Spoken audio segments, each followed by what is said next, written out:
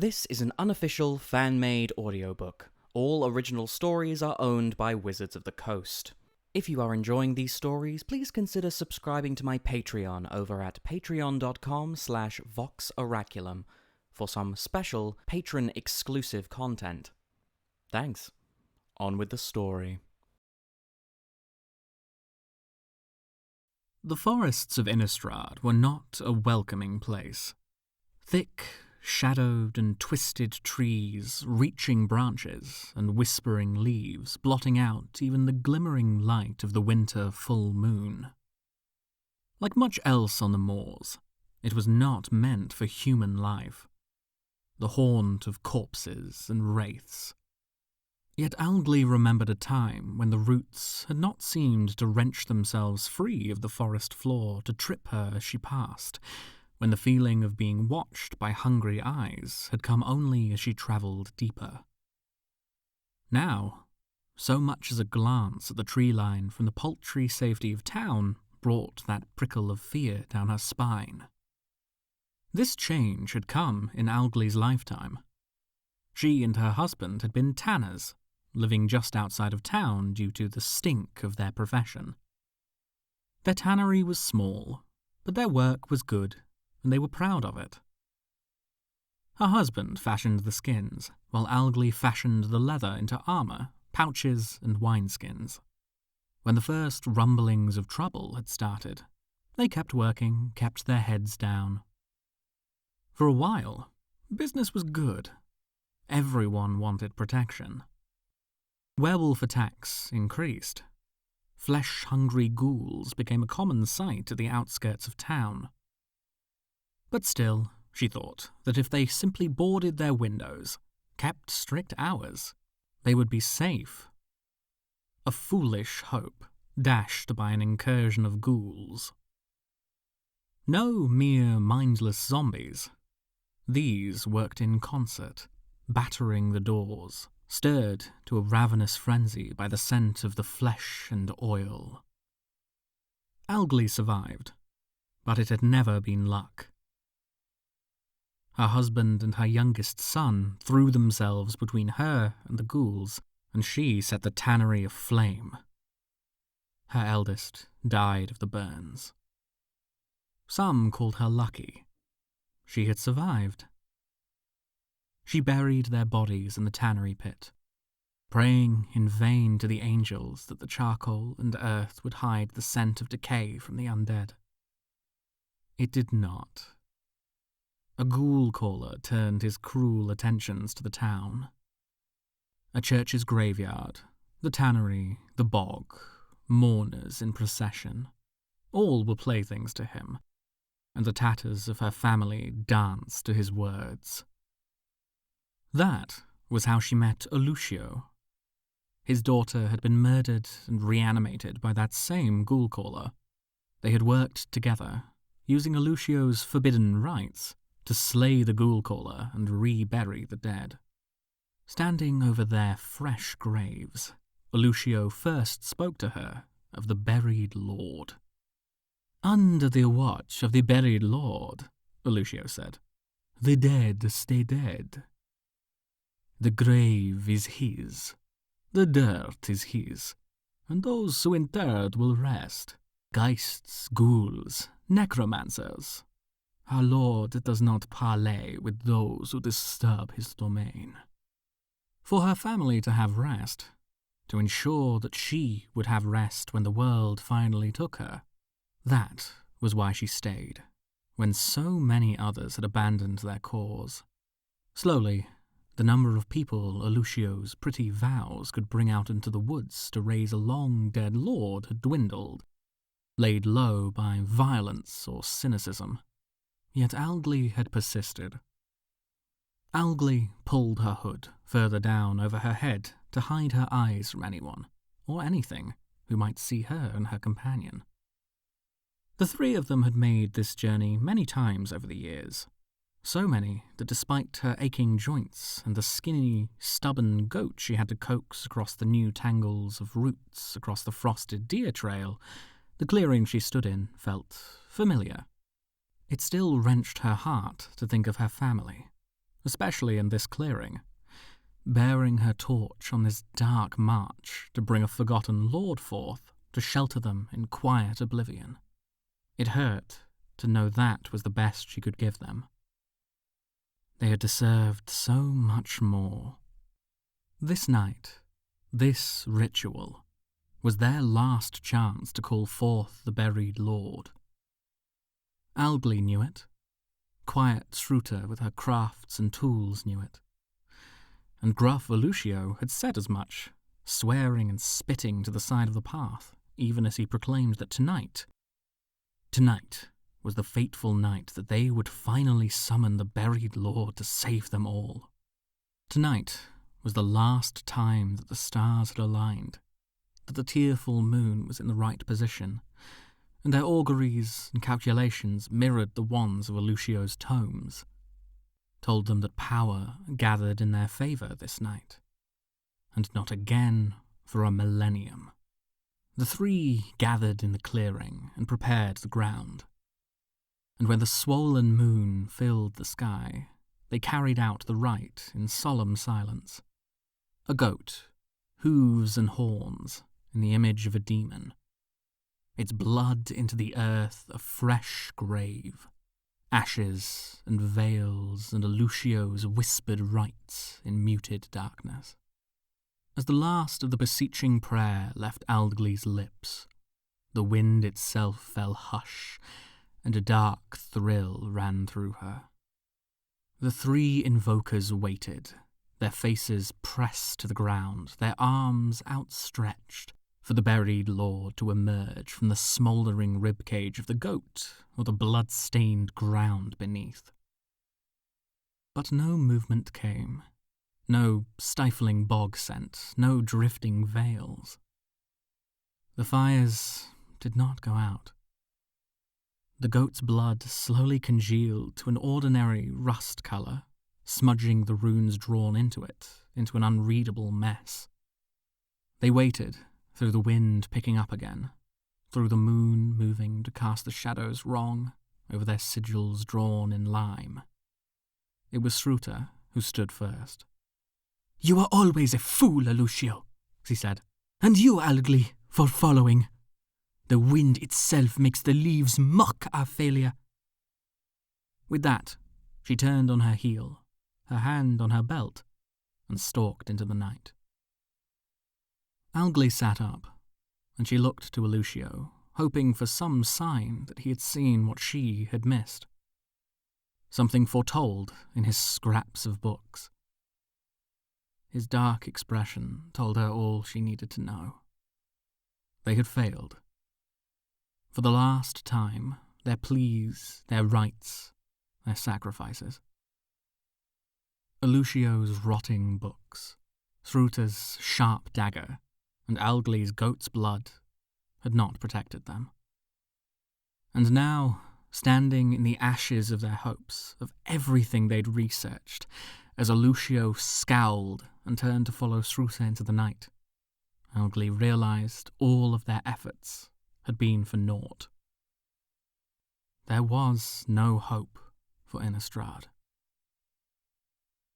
Algli knelt in the burned ashes and blood runes of the corpse of the starveling goat she'd scraped for months to afford, to bring here and be killed to raise their sombre lord. Entrails and ashes, and the death of dreams in this shadowed corpse. And as the last of her companions departed her, she sobbed and let the night close around her. Let her die here with her failure. Let her rejoin her family, free of loneliness and shame. No matter how she willed it through her tears, death did not come. The embers of the sacrificial fire dimmed and left her in darkness. And slowly, Algli realized that she was not alone. Behind her, she heard rustling, breathing. A geist or ghoul? No, those did not breathe, and a bandit or corpsemonger would have attacked her while she was defenseless, distracted in her mourning. The memory of hope rose in her, stronger than in the rote motions she'd gone through recently with Lucio and Sruta. Could this be him? His final test. Algli placed her hand on the hilt of the sacrificial dagger on her belt nonetheless, and turned to face her watcher. A dark-haired woman sat perched on a rotting log, just out of reach of the pale moonlight. She was clad in a warrior's padded gambeson, her hand to her side, covered in a dark stain. Her other hand rested on a pronged spear in an old style. Older, even, than the spears Algli had seen displayed in the church before she'd stopped attending and turned her face to the darker corners of the world.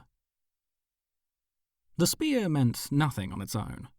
Many of Avacyn's churches had been ransacked. A would-be robber, then? Perhaps wounded by Lucio or Sruta? Algli shifted her weight, wary. She was old, but to be old in a world as cruel as this meant one was either clever or deadly. Algli may not look it, but there was still fight in her. The strange woman tilted her head, her expression peaceful. "I mean you no harm," the woman said. Despite the wound, her voice was clear. She nodded at the dying sacrificial fire. "Your rights. Do you know what you've called forth?" A deathless lord to bring silence, to protect us from vampires, the werewolves, to lay the risen dead to eternal rest," Algli said, unable to hide the quiver in her voice. Something about the quiet grace of this woman unsettled. Even unarmored and at rest, she exuded the ease of an experienced warrior. "Deathless, yes," the woman said, and shifted forward. "But the buried lord has never been one to protect. He is here, and he is hungry." In the flickering of the torch, Algli saw that the shadows behind the woman were patterned, white and grey, and as she watched, the shadows unfurled into the elegant frame of raptor's wings. An angel sat before her. Algli swayed on her feet, nearly falling to her knees again. The old depictions of Avacyn, light-haloed, saviour, guardian, flashed through her mind. "My lady," Algli said. Excuses bubbled up, for sacrifice, for grief, for losing hope, but she voiced none of them. "Are you here to judge me?" "Not to judge, but to parley." The angel inclined her head. "I spoke with demons once. I was wind, and I was silence. You will forgive me watching your sorrow and saying nothing." "Why here?" "I know as well as you." The angel gestured to the remains of the goat. "I was compelled to answer your call." Hope rose again in Algli, sharp, painful, foolish. "Are you the buried lord?" she blurted. The angel's smile was soft, not mocking. "No, but I too once sought to parley with him, to calm the undead, to banish geists, to bring peace. All that he has said and written. Be not mistaken. The silence he brings is only to amplify his voice, the shroud he lays only to muffle and bind others. The only joy in his stifled world is the joy he feels." Algli swallowed, her mouth dry, her hand tightening around the hilt of her dagger. "My family's dead. He will ensure their bodies rest." "You, too, deserve rest in your life," the angel said, meeting Algli's challenging gaze with sympathy, with trust. "And to be heard, without bloodshed. Algley felt her old knees wobble again. To hear that she deserved rest, that such a thing could exist in life? A half-remembered dream. "And what am I supposed to do about it?" Algley asked. "Haven't I done enough?" "We must move swiftly. Your so-called lord is summoned and prowls these woods. Your so-called lord is summoned and prowls these woods. Not as a saviour, but as a demon, and he is ravenous. Your friends, I fear, are already dead." The angel braced herself against her spear and stood, but as she stood, the dark stain over her gambeson spread, and, like a mortal, the divine being flinched. Algley thought of pepper-bearded Lelouchio and scornful Sruta, in the woods, pursued, and of her husband on his deathbed, and she held out her hand to bid the strange angel to pause. "You can't save anyone while you're bleeding out. I may be a fool dabbling in works better left forgotten, but one of those works I've learned is how to staunch a wound. Sit back down before you go running off to certain death." Slowly, the angel sat again, her wings folding behind her. "Your wisdom befits your age," she said wryly. "A second death, having just returned, would be a waste. I agree. But I have been gone a long time, it seems. This forest is alien to me. The land perhaps more cruel. Pray, tell me while you work, Algley, what has befallen Innistrad in my absence?" "Your absence?" Algley asked. She pulled her cloak off from over her shoulders and set about ripping bandages from the hood.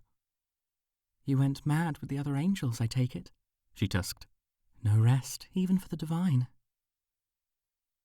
"I was killed," the angel said. There was a pause to her voice, which made Algley wonder what she was hiding. Perhaps she had returned from the twisting corruption that befell the others. "I wandered, was scattered on the winds. You and your fellows were correct in one thing. The buried lord does not die. It seems that as a consequence of my dealings with him, neither will I.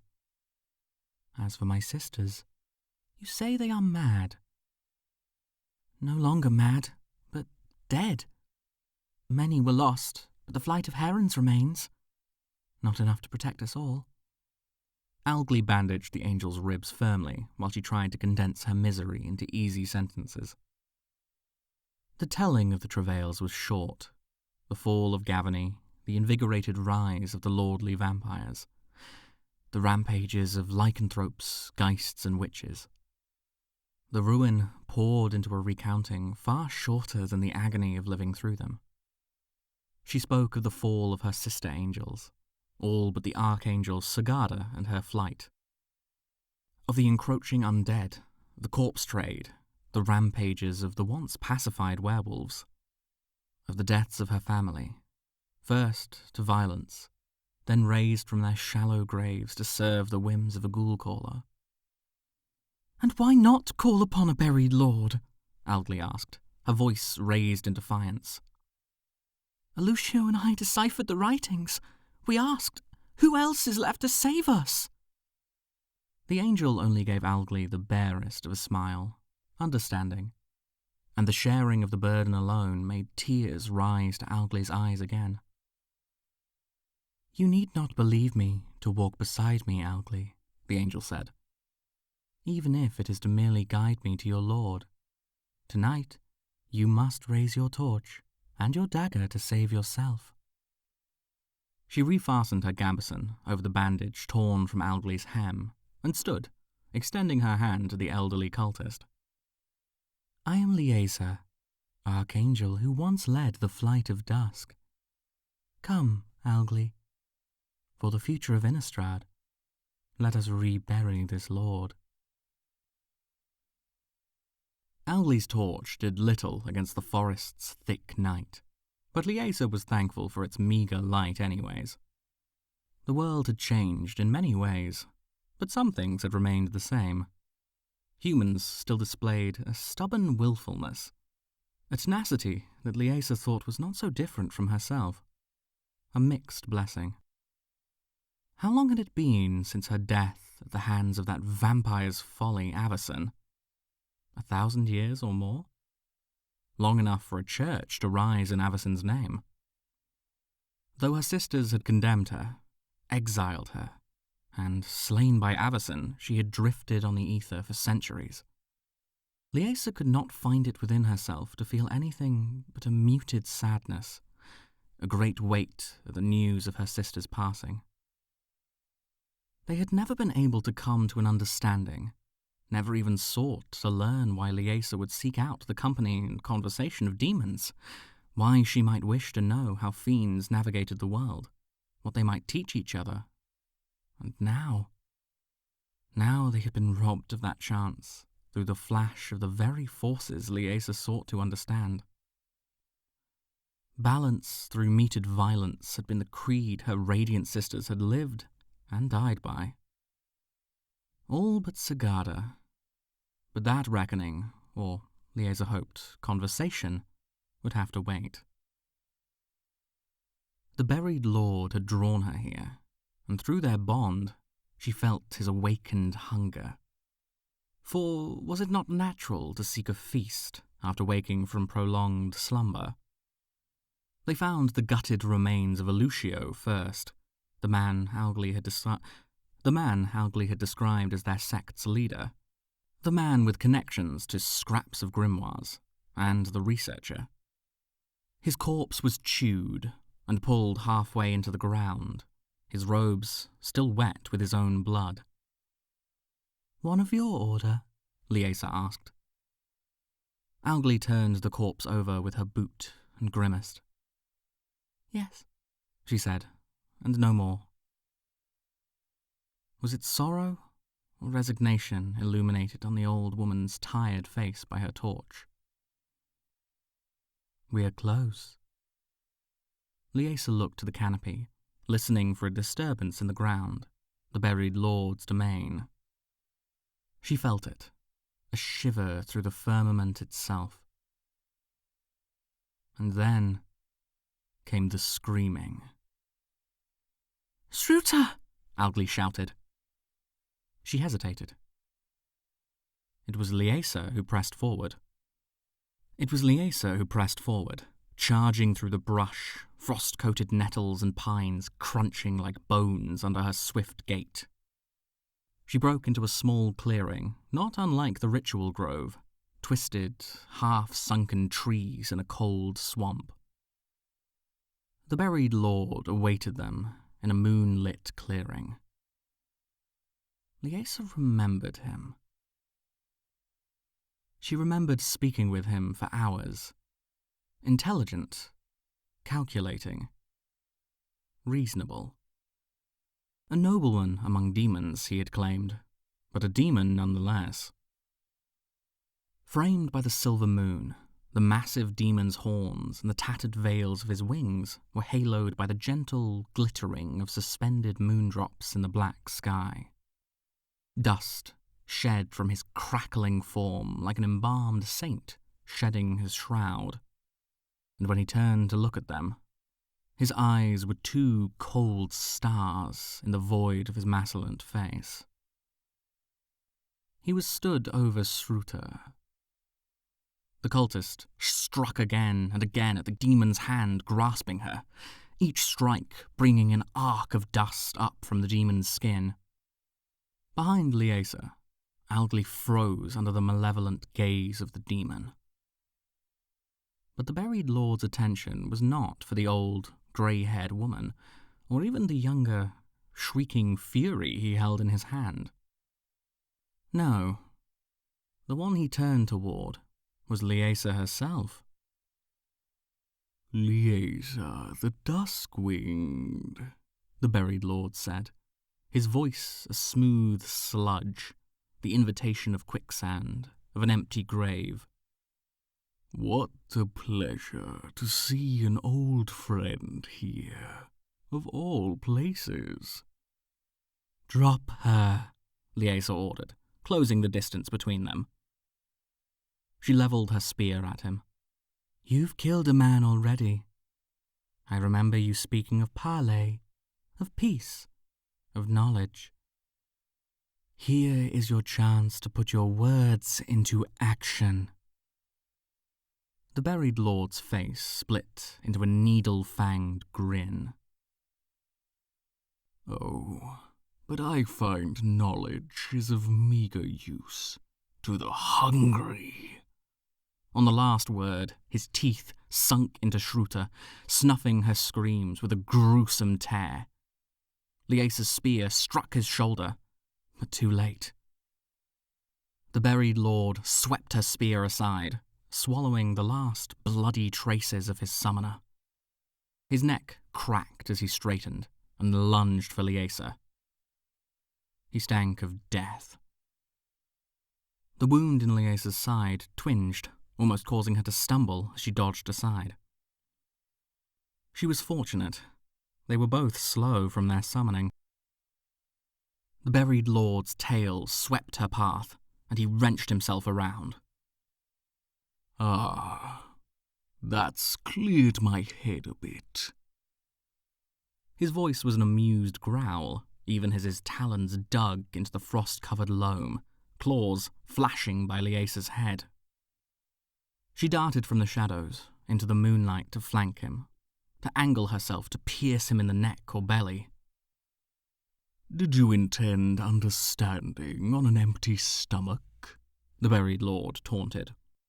Come now, don't let the fragile lives of these few optimists who brought us together again sway your resolve.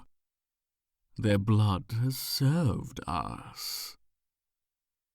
Liesa called on her light, let power crackle down the pronged blade of her spear.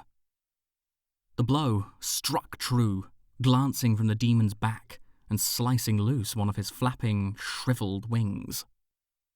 This time, his sly grimace was one of pain. The ground itself buckled under her. Liesa leaped, and the ground crumbled. Ashes rot where there had once been growth. She spread her wings. I am forgiving, the buried lord called, but I am hungry. Give me the third, and she will be my last. We will form that alliance you crave. We'll nurture the poor little humans. Dark and light, a prosperous kingdom of dusk.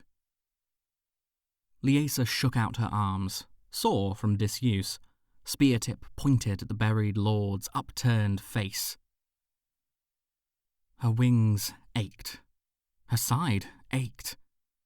For a moment, she only wanted to agree. What was one life in the face of many? In the face of a cataclysm? An old woman who had already lost all she had, searching for the same impossibility that Liesa had. It was everything. Your actions have shown your priorities, Liesa said, but I will grant you another chance, Lord of the Interred, in another 1,000 years. Flight felt clumsy, but the crisp air was rejuvenating. She called on the old power within her, half remembered, all that had travelled with her when she was nothing, and poured it into her blade. Like a falcon, she swept down, and though the buried lord slashed at her wings, he was yet slow. Liesa drove the spear deep into the demon's spine. His shriek split the earth beneath him, and he disintegrated, folding in on himself. And with a shiver of the last veil of his wings, he was gone. Not dead, but gone.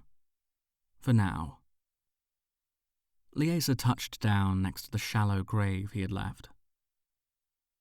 Algli stared at the angel, backed against the tree at the edge of the clearing, the torch she held trembling. Liesa tilted her head. Something was wrong. The ground moved. The ground breathed, a hungry exhale. Liesa called a warning, but it was too late. The ground erupted around Algley, dirty claws seizing her. The buried lord wrenched himself free of the roots of the tree he had displaced in his escape. Sand poured from the wound of his neck, glittering obsidian. His cruel face was a rictus now, a snarl. Algley shouted, hoarsely, fragments of words from a language so old even Liesa no longer remembered it. Spells she had uncovered in her search for a saviour, undoubtedly, and, as if answering her call, the shadows gathered around Algley's torn robes.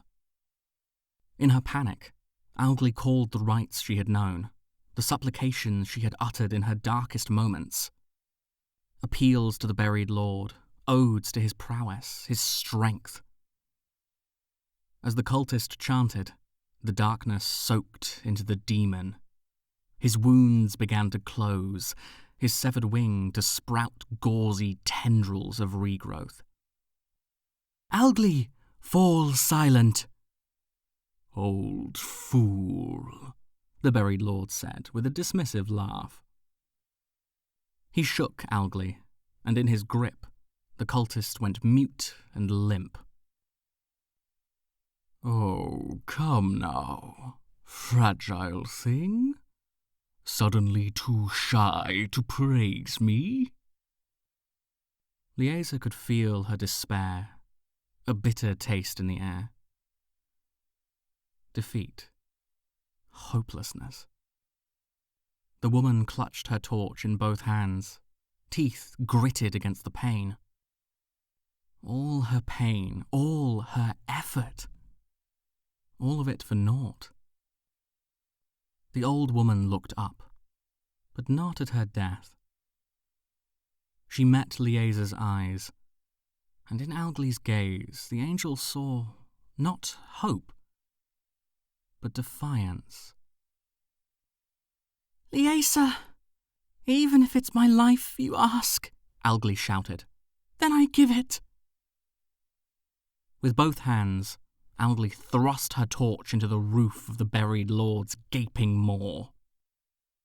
Liesa crossed the grave in a bound, pulling that fire, that fight, that hope into herself. Hope was fuel like no other, and it shone through her, a light as bright and warm as the dawn, a flame that seared winter's frost from trees, and with it, Liesa fanned the fire and pushed it through. Through her spear, her blade, her arm itself, into the throat of the buried lord. The demon did not have the chance to scream. There was a snap, a gurgle, and his body folded in on itself again, vicious, crackling, shedding grave dust. Final. The buried lord collapsed with a heavy thump, pulling Algley to the ground with him. Liesa yanked her spear free with a twist, ripping through the heavy neck to tear the buried lord's head from his body entirely. His body did not crumble. Liesa felt a pinch in the base of her neck. They were still tied. She folded her bright wings behind her and stepped forward. Algley rolled free from the demon's claws. She staggered. Liesa offered the old woman a hand, and she took it, pulling herself to her feet with a wince and a limp. "I appreciate your help," Liesa said. She gestured at the carcass of the vanquished demon. "Quick thinking." "Not as quick as I used to be," Algley muttered. "He talked too much for his own good. Lucio would summon a chatterbox." "Oh, Lucio." The woman covered her face with her hands, choking back sobs. all this, and you died for it. Fools. We're fools. If only we'd been charlatans too." You did what you felt best, Liesa said gently. You did not raise the knife to your friends. You came with me to save them. Their deaths are on the claws of the buried lord. Don't blame yourself for being unable to predict the outcome. Were the writings you found about his spite? His hunger? No, Owgli muttered through her fingers. A hidden lord who dealt with light. A clever being who only asked silence, who despised the risen dead foe trotting on his domain. Yes, I too commiserated with him once, Liesa said. If you had not called, I would not have come. Your voices were the first I'd heard in centuries, Owgli. Your work wasn't for naught. Owgli shook her head, but her cracking sobs quieted. Liesa studied the fallen demon. His body should have dissolved, Liesa murmured. Perhaps he is material so long as I am, bound to this world. I hesitate to leave his remains here. Who knows what power it still might. Owgli raised her head, and behind the trail of tears on her weathered face, Liesa saw that spark again, that glimmer of hope. Carry him with you, Owgli said. Forge him into your armour. A body is leather and bone, isn't it? I was a tanner years ago. We haven't let anything to waste these days. I got Lucio's books, Sruta's tools. Let me serve you, my lady Liesa. You saved my life. Liesa let the words, the idea, sit with her for a moment. She thought of her sister archangels, how followers had flocked to them while Liesa had stood alone with her small flight and no others. How her sisters had been strengthened by their bonds with humans, and how, only minutes ago, Owgli's very hope had surged through her. That loyalty was not what she sought. But here, laid bare before her, was an oath made from understanding. A connection forged in darkness and strife. Perhaps that hope, that oath, could be brought to others. A new order for a new world. It is not your fealty I seek, but an alliance. A host renewed and reborn. Liesa rested the butt of her spear in the mud. An alliance to bring not stifling silence, but peaceful balance to this wounded world. A chorus of voices, known and heard. Will you aid me in this cause, Owgli? With a gasp, Owgli fell to her knees again. Not in pain, not in grief, but in hope, before her glimmering angel. You have it, she said. As I breathe and hope, my lady Liesa, you have me as your ally. As long as I live. Liesa had returned at the darkest hour, a time of struggle called by the desperate and lost. More and worse lay before them, this small covenant. In the cold moonlight, Liesa felt that old hope rekindle in these words, in their shared knowledge. An oath of grief, an oath of hope. In a world of endings, here, at last, came a new beginning.